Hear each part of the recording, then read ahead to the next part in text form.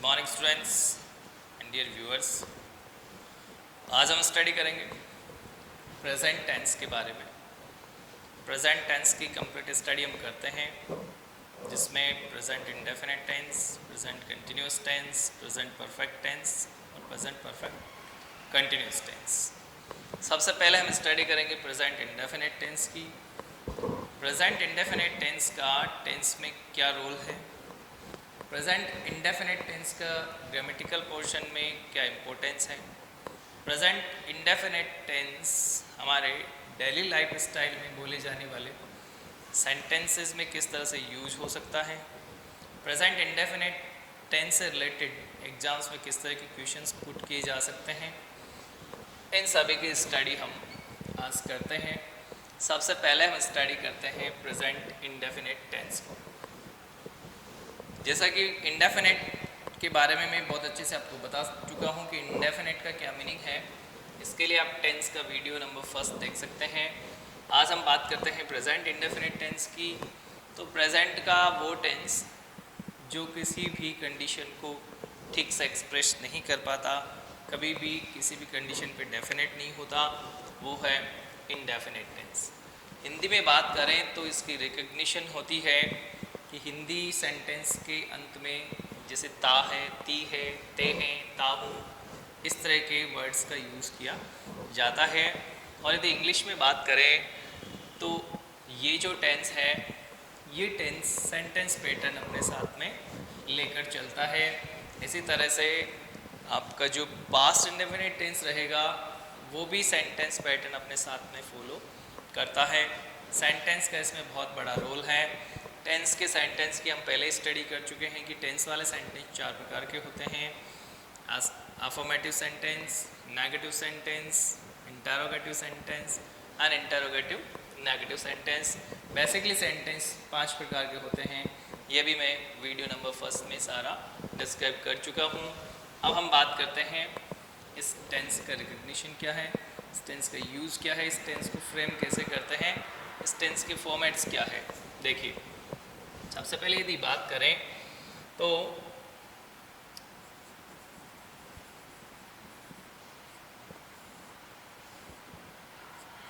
Sentence wise इस tense की study की जा सकती है। सेंटेंस, पहले प्रकार की जो सेंटेंस है अफर्मेटिव सेंटेंस।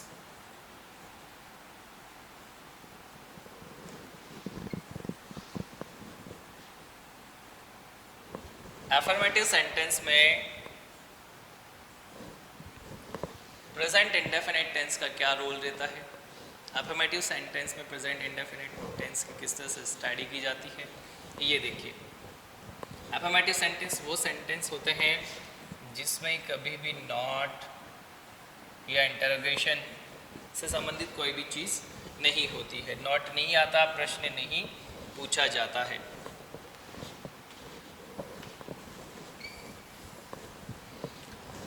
इस सेंटेंस में टेंस का फ्रेमिंग देखिए, किस तरह से हम टेंस को फ्रेम करते हैं। सबसे पहले हमें सब्जेक्ट की स्टडी करनी पड़ती है। सब्जेक्ट 2 प्रकार के होते हैं।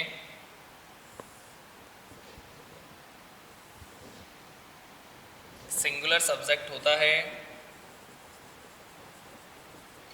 और एक प्लूरल सब्जेक्ट होता है। सिंगुलर सब्जेक्ट्स कौन कौन होते हैं? बहुत सारे सब्जेक्ट दुनिया में सिंगुलर होते हैं, बट बेसिकली जो कॉमन सिंगुलर सब्जेक्ट होते हैं हम उनकी बात करें तो ये कौन कौन होते हैं? ही, शी, इट, नेम किसी का एक नाम, दिस एंड दैट, ये कॉमन सिंगुलर सब्जेक्ट है। कॉमन जैसे किसी का नाम हो गया, ही, शी, इट, ये प्रोनाउन के फॉर्म्स हैं। और प्लूरल की बात करें तो आई एक्सेप्शनली एक सब्जेक्ट है जिसके बारे में हम डिटेल स्टडी करेंगे कि एक्सेप्शनली सब्जेक्ट किस तरह से है। वी, बेसिकली देखा जाए तो वी आई का प्लूरल होता है, बट ऑल ओवर हम आई को प्लूरल में काउंट करते हैं। यू, यू हिंदी में सिंगुलर होता है, प्लूरल भी होता है, वैसे ही ऑल ओवर यू को हम इंग्लिश में प्लूरल काउंट करते हैं। दे, दीज, दीज दिस का प्लूरल है, दोज दैट का प्लूरल है, और नेम्स एक से ज़्यादा नाम यदि आ जाए तो ये भी क्या है, प्लूरल है।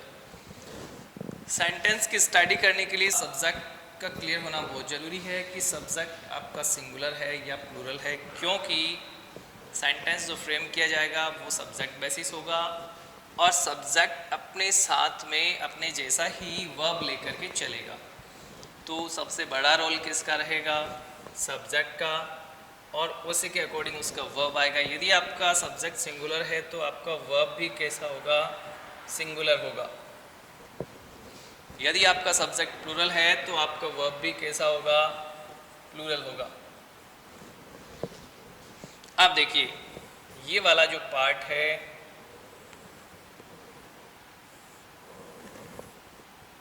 सिंगुलर सब्जेक्ट्स वाला, इनके साथ में वर्ब की first form of the verb, इसमें आप ऐड करेंगे एस या ईएस को।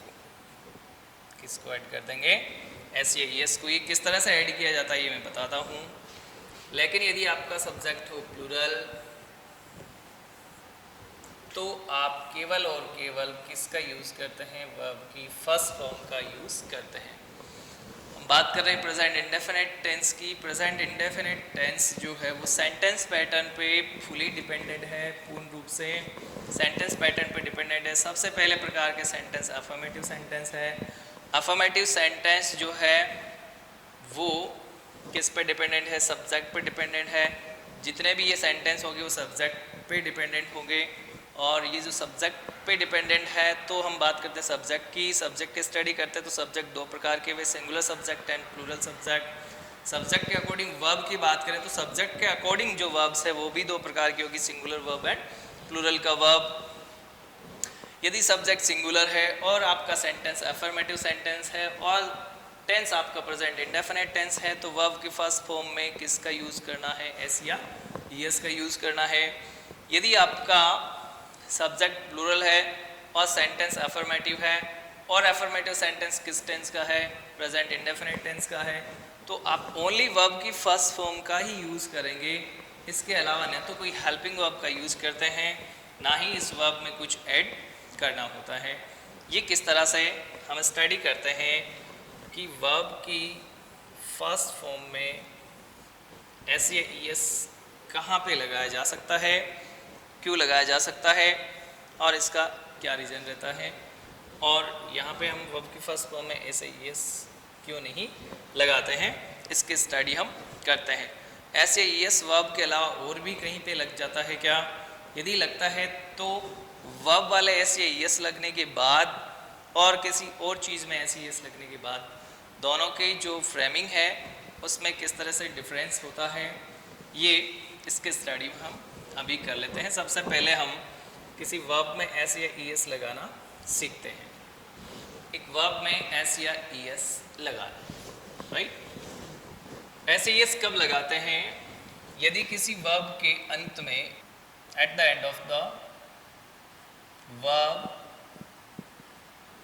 Eight the end of the verb आप क्या पाते हैं वहाँ पे, S, double S, S H, C H, O, Z, यदि एक्स ऑल्सो।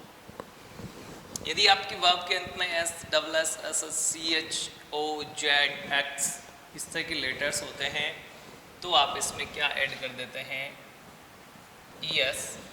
अदरवाइज आप क्या ऐड करते हैं,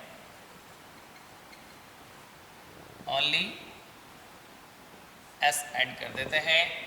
और आपका इस तरह से ऐड करने से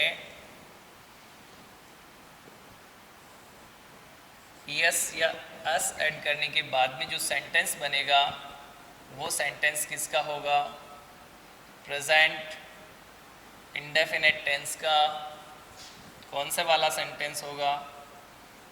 एफर्मेटिव सेंटेंस होगा, और हिंदी में कहें तो सकारात्मक वाक्य होगा। तो एग्जाम्पल लेकर के देखते हैं कि एक वर्ब में ईएस किस तरह से लगेगा और एस किस तरह से लगता है। तो अब इसका एग्जाम्पल लेकर के देखते हैं कि किस तरह से ईएस लगता है, किस तरह से एस लगता है। अब बिल्कुल सिचुएशन क्लियर होनी चाहिए कि किसी भी वर्ड में जिसमें एस या एस लग सकता है वो वर्ड क्या है, वो एस या एस लगने के बाद में उसकी सिचुएशन में किस तरह से फ़र्क आता है, और क्या वो एफर्मेटिव सेंटेंस बनाने के लिए सफिशिएंट है या नहीं है, इसकी भी स्टडी साथ में हम कर लेते हैं। एग्जाम्पल लेकर के देखते हैं। पास, पास में डबल एस आया। इसी तरह से पूज, इसी तरह से आप कह सकते हैं केच, इसी तरह से आप कह सकते हैं पुश। ये वर्ड्स देखिए, इसके लास्ट में आया है डबल एस, इसके लास्ट में आया है जेड, इसके लास्ट में सी एच, इसके लास्ट में एस एच। अब मैं और वर्ड लेकर के आपको बताता हूँ, जैसे प्ले, जैसे टेक, जैसे मैक, जैसे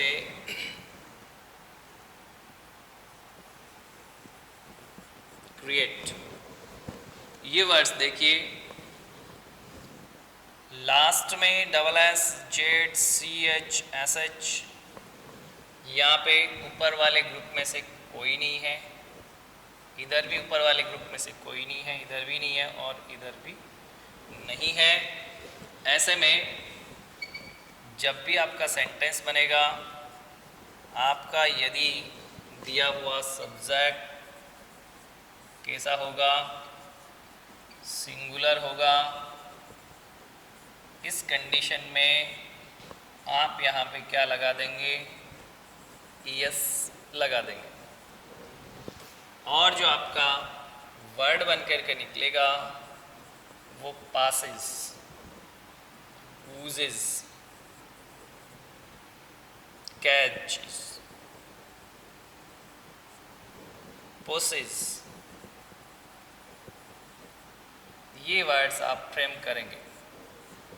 और ये जो वर्ब होगी, ये वर्ब होगी प्रेजेंट इंडेफिनिट टेंस की, अफर्मेटिव सेंटेंस की, सब्जेक्ट सिंगुलर के लिए। ये सब्जेक्ट सिंगुलर के लिए यदि वर्ब्स काम में ली जाए तो ये क्या बनेगी, pledge, takes, max, creates.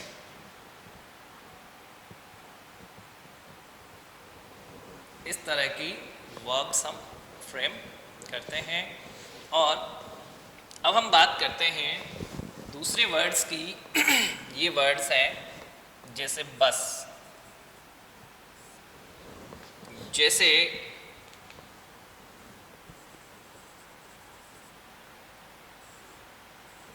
Mango, box. इसके भी हम ईएस लगा सकते हैं, इसके भी ईएस ऐड कर सकते हैं, इसके भी ईएस ऐड कर सकते हैं। ये वर्ड अपना बनेगा बसेस, ये वर्ड अपना बनेगा मैंगोज, ये वर्ड अपना बनेगा बॉक्सेस। दोनों ही पैटर्न बिल्कुल सेम है। वर्ड्स के लास्ट में एस ओ एक्स इस ग्रुप में से करेक्टर्स आए हैं। ये करेक्टर्स लेटर्स, ये लेटर्स आए हैं। ये लेटर्स हम लेने के बाद में इनमें क्या ऐड कर सकते हैं, ईएस ऐड कर सकते हैं। बट क्या इन सभी वर्ड्स का इन तीनों वर्ड्स का कोई लेना देना प्रेजेंट इंडेफिनेट टेंस से हो सकता है और नहीं भी हो सकता है। ये इस पैटर्न को फॉलो नहीं कर सकते हैं क्योंकि ये तो वर्ब है, ये तो क्या है, सारी की सारी वर्ब्स है, ये सब वर्ब्स है, ये सब भी वर्ब्स हैं। बट ये सब कौन है? ये बस कोई आइटम है, मैंगो कोई आइटम है और बॉक्स भी कोई आइटम है। जो भी कोई आइटम होती है, कोई थिंग होती है, वो नाउन होती है। और नाउन्स में यदि ईएस लगा देते हैं तो नाउन बन जाता है प्लूरल। नाउन क्या बन जाएगा? प्लूरल। तो ध्यान देने वाली बात क्या थी? ध्यान देने वाली बात ये थी कि वर्ब में, यदि वर्ब में आप क्या लगा देते हैं, एस या ईएस लगा देते हैं, तो क्या होता है? तो जो परिणाम निकलता है वो है कि आपका जो सेंटेंस है वो किसका बन जाएगा? प्रेजेंट इंडेफिनिट टेंस का अफर्मेटिव सेंटेंस बन जाता है।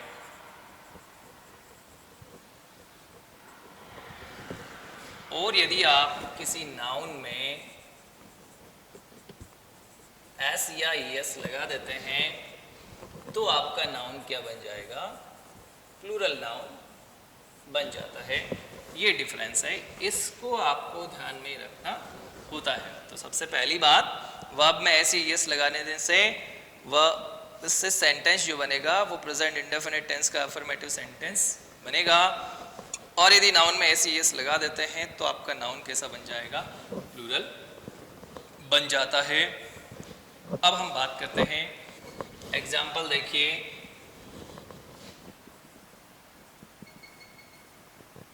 Mayank play tennis in the evening.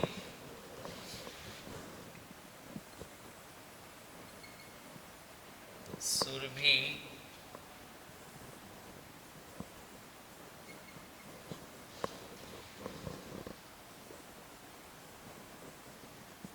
To temple every day. ये दो सेंटेंस देखिए। एक सेंटेंस और लेते हैं।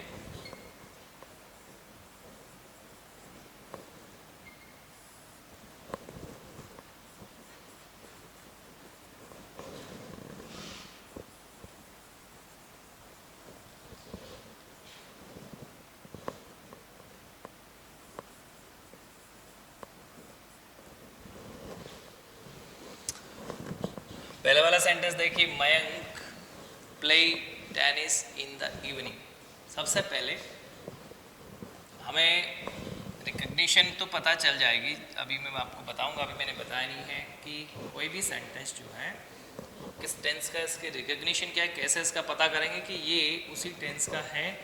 तो exact correct form of the verb वहाँ पे क्या आनी चाहिए, जो correct form of the verb आनी चाहिए उसका पता हमें कैसे चलेगा। उसके लिए कुछ रिकग्निशंस होती है, वो मैं बता दूंगा।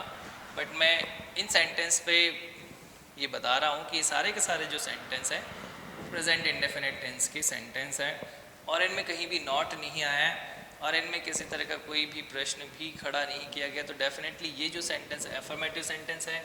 अफर्मेटिव सेंटेंस में सिंपल सा फंडा है कि यदि आपका सब्जेक्ट क्या हो, सिंगुलर हो, या तो ये आपका सब्जेक्ट हो सकता है प्लूरल। सिंगुलर सब्जेक्ट के लिए आप क्या करेंगे, वर्ब की फर्स्ट फॉर्म में एस या ईएस जो भी सूटेबल रहे वो ऐड कर देंगे और प्लूरल में आप ओनली वर्ब की फर्स्ट फॉर्म ही काम में लेंगे। यहाँ पे जो ब्रैकेट में दी हुई है वो सब वर्ब की फर्स्ट फॉर्म है। अब इनमें ऐसे ईएस लगेगा या नहीं लगेगा ये किस पे डिपेंड करेगा, ये आपके दिए हुए सब्जेक्ट पे डिपेंड करेगा।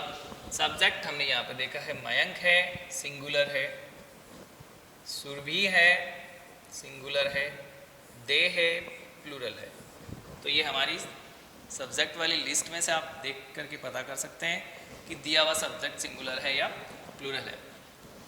मयंक सिंगुलर है तो वर्ब की फर्स्ट में ऐसे यस लगना है। प्ले लास्ट में वाई आया है, हमारी उस लिस्ट का सदस्य नहीं है। वो लिस्ट जिसमें कौन कौन से लेटर्स थे, S, double S, S H, C H, O, Z and X. इनमें से यदि कोई भी लेटर आया हो पीछे पीछे वर्ब के तो हम क्या लगाते हैं, तो हम लगाते हैं एस, अदरवाइज हम क्या लगाते हैं, एस। तो ये नहीं आए हैं इनमें से, वाई आया, वाई इस ग्रुप का सदस्य नहीं है तो हम एस लगाएंगे। Plays, Mayank plays tennis in the evening, should भी गो। ओ आया है, ओ इस लिस्ट का मेंबर है तो ये अपने साथ में किसको लेके आएगा, यस को, क्योंकि सुरभि सिंगुलर है। Surabhi goes to temple every day, they pass, यहाँ पे पासेस नहीं होगा क्योंकि दे कौन है, प्लूरल, प्लूरल पे ये कंडीशन अप्लाई नहीं होती है। प्लूरल के साथ में केवल वर्ब की फर्स्ट फॉर्म ही आती है, दे पास थ्रू ए फॉरेस्ट। तो ये इस तरह से एग्जाम्पल सेट हो गए हैं। अब हम बात करते हैं नेगेटिव सेंटेंस की। तो अब हम बात करते हैं नेगेटिव सेंटेंस की। अफर्मेटिव सेंटेंस में हमने पढ़ा कि किस तरह से वर्ब की फर्स्ट फॉर्म के साथ में एस या ईएस का यूज़ करते हैं, या तो ओनली वर्ब की फर्स्ट फॉर्म का यूज़ करते हैं। ठीक उसी वे में हम स्टडी करते हैं सब्जेक्ट की। सब्जेक्ट दो प्रकार के, सिंगुलर है, प्लूरल। तो देखिए ये अपना सब्जेक्ट, ये सिंगुलर सब्जेक्ट, और दूसरे वाले जो सब्जेक्ट हैं वो कौन से हैं,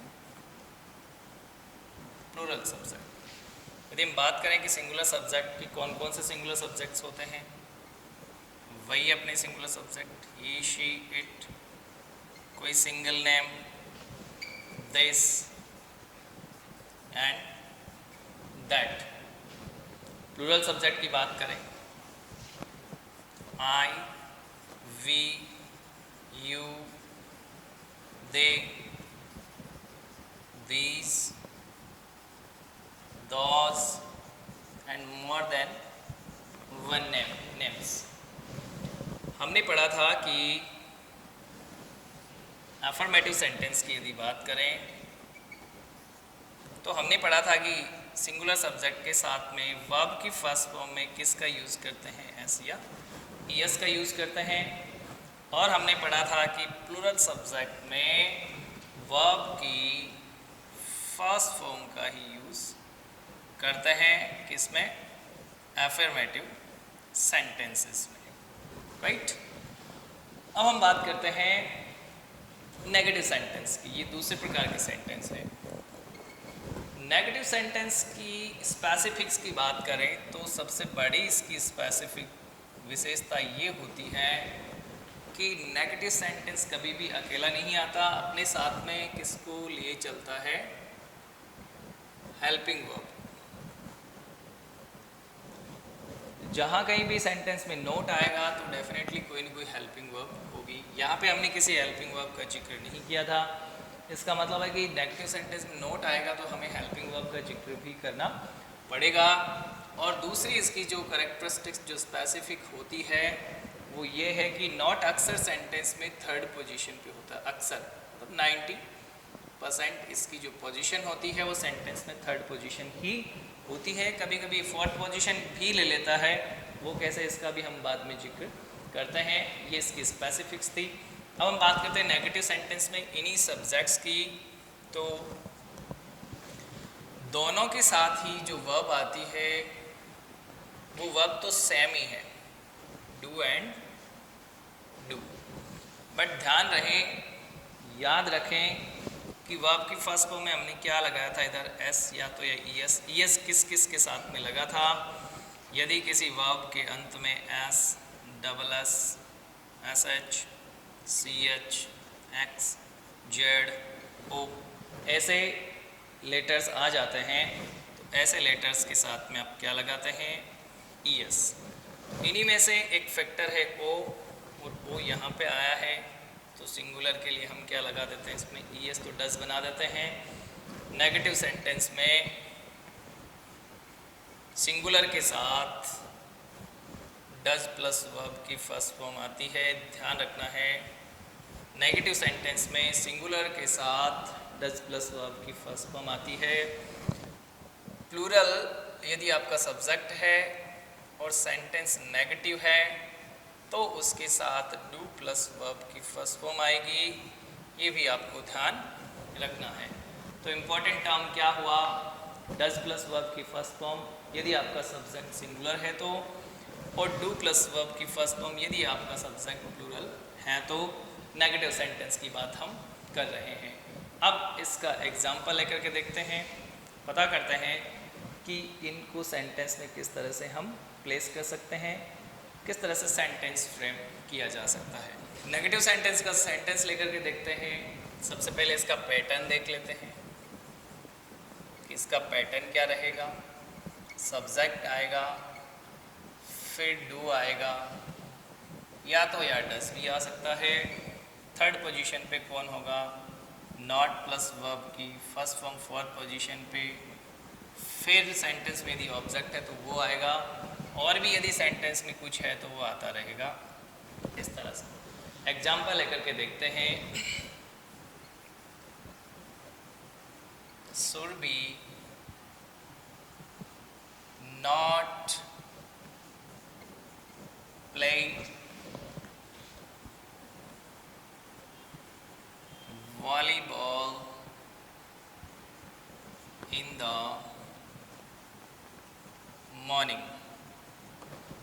एक ये सेंटेंस है, एक ये देखिए, water not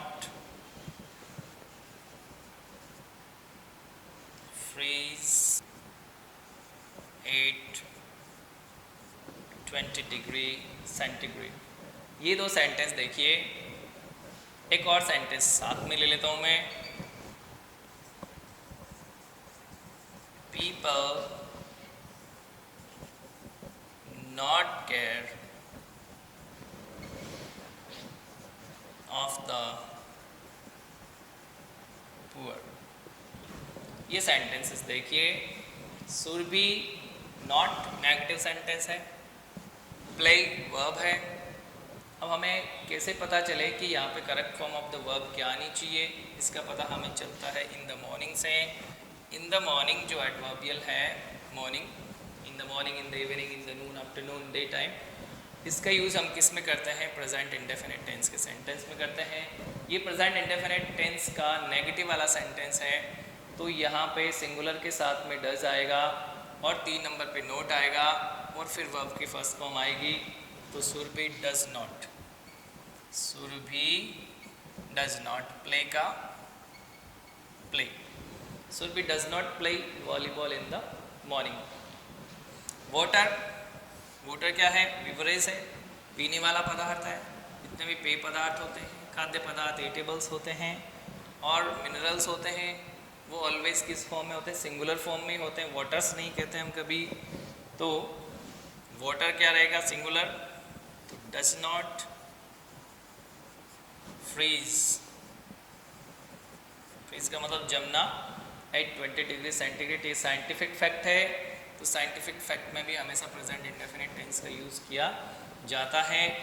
people not care of the poor, ये एक फैक्ट है, फैक्ट्स में भी हम किसका यूज़ करते हैं, फैक्ट्स में भी प्रेजेंट इंडेफिनिट टेंस का यूज़ करते हैं। पीपल प्लूरल है तो क्या आएगा, do not care of the poor. ये था अपना नेगेटिव सेंटेंस। इस तरह से नेगेटिव सेंटेंस फ्रेम करते हैं। अब हम बात करते हैं इंटरोगेटिव सेंटेंस की। तो इंटरोगेटिव सेंटेंस किस तरह से फ्रेम करेंगे, इसके देखिए। अब देखिए हम बात करते हैं इंटरोगेटिव सेंटेंस की। तो इंटरोगेटिव सेंटेंस 2 प्रकार के होते हैं, इसकी स्टडी हम कर चुके हैं। एक तो WH वर्ड से शुरू होने वाले इंटरोगेटिव सेंटेंस और एक हेल्पिंग वर्ब से शुरू होने वाले इंटरोगेटिव सेंटेंसेस। टेंस में जो हम काम में लेते हैं लर्निंग के लिए, टेंस लर्न करने के लिए, वो ये वाले प्रकार के सेंटेंस होते हैं। बट ऐसा भी नहीं है कि WH वर्ड से टेंस का फैक्टर काम नहीं करता या WH वर्ड से जो भी सेंटेंस बनाए जाते हैं उन पे टेंस का रोल नहीं होता, ऐसा भी नहीं है। किसी भी प्रकार का सेंटेंस बनाने में टेंस का अपना रोल तो रहेगा ही रहेगा। तो इसका हम एक एग्जाम्पल लेकर के देखते हैं। इसका एग्जाम्पल देखिए,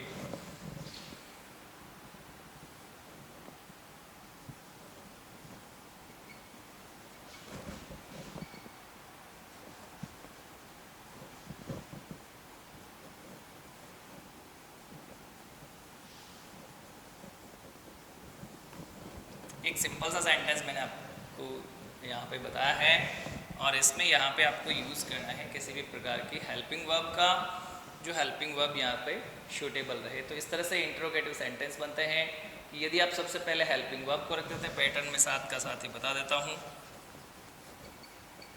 सबसे पहले आप हेल्पिंग वर्ब डू या डज में से किसी को रख देते हैं, उसके बाद में आप सब्जेक्ट रख देते हैं, उसके बाद में ऑलवेज वर्ब की फर्स्ट फॉर्म आएगी, चाहे डज हो चाहे डू हो, उसके बाद में आपका ऑब्जेक्ट आएगा और फिर यदि वाक्य में कुछ अन्य है तो वो आएगा और सबसे लास्ट में क्या आएगा, इंटरोगेटिव साइन आएगा। इस हिसाब से बनाइए। गरिमा सिंगुलर है तो यहाँ पे हेल्पिंग वर्ब आएगा आपका does. Does Garima play hockey in the evening. इसी तरह से किसी प्रकार का सेंटेंस आप बना सकते हैं। एक और सेंटेंस लेते हैं हम प्लूरल का।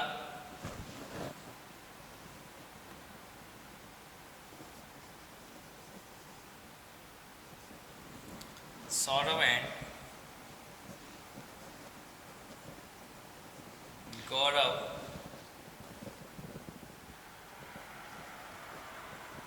रीड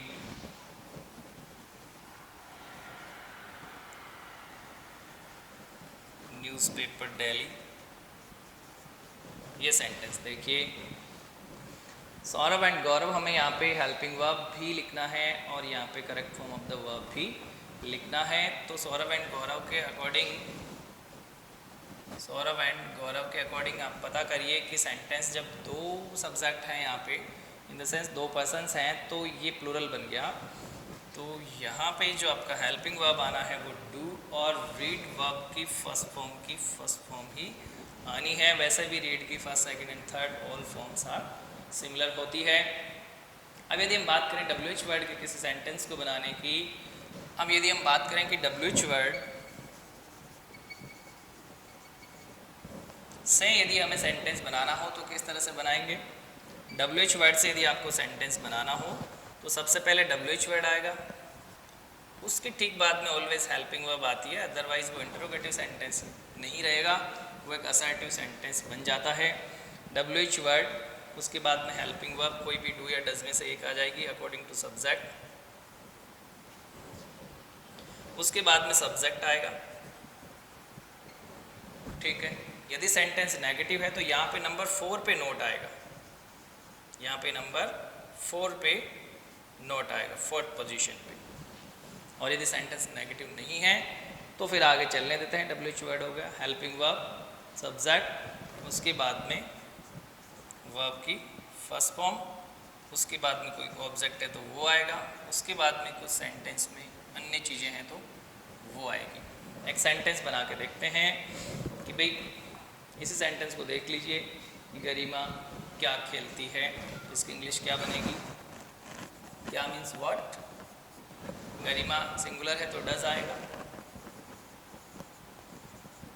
सब्जेक्ट गरिमा। यदि नेगेटिव बनाना है तो what does Garima not, what does Garima not play, कि गरिमा क्या नहीं खेलती है। यदि गरिमा क्या खेलती है तो व्हाट डज गरिमा प्ले। और यदि नेगेटिव बनाना है तो what does Garima not play, Garima क्या नहीं खेलती है। इसी तरह से यदि इन सेंटेंस का ही हमें इंटरोगेटिव नेगेटिव बनाना है तो हम 3rd पोजीशन पे नॉट रख देते हैं, नॉट की पोजीशन फिक्स होती है। जैसे does Garima not play hockey in the evening. इसी तरह से ये देखिए, do Saurabh and Gaurav not, 3rd position पे फिर से कौन आ गया, नॉट। तो नॉट अपनी पोजीशन फिक्स बना के रखता है 3rd। बट यदि बात करें WH वर्ड की तो WH वर्ड खुद अब एक रिप्रेजेंटेटिव है और अपने साथ में ये भी हेल्पिंग वर्ब को लिए फिरता है। जब ये हेल्पिंग वर्ब को ये खुद लिए फिरता है तो नॉट बेचारा यहाँ पे कमज़ोर पड़ जाता है और एक पायदान उसे आगे खिसक जाना होता है और इसकी पोजीशन जो इस पे इसने अपना एकाधिकार बना रखा था, मोनोपोलाइज कर रखा था, उसको ये छोड़ना पड़ता है और एक पोजीशन आगे खिसक जाना पड़ता है। अदरवाइज अक्सर मैंने आपको बताया था शुरू में कि 90% पोजीशन ऐसी होती है कि नॉट अपना जो है वो स्थान बरकरार रखता है, थर्ड पोजीशन पे ही सेंटेंस में आता है। इवन बहुत सारे सेंटेंस हमने देखे हैं कि has been, have been, had been जैसी हेल्पिंग वर्ब्स जो कि दो दो टुकड़ों में होती है, उनके बीच में नॉट फंस जाता है क्योंकि इसका तीसरा पोजीशन जो है वो फिक्स है। इनकी स्टडी हम आगे करेंगे। इस तरह से सेंटेंस की स्टडी आपकी हुई कंप्लीट।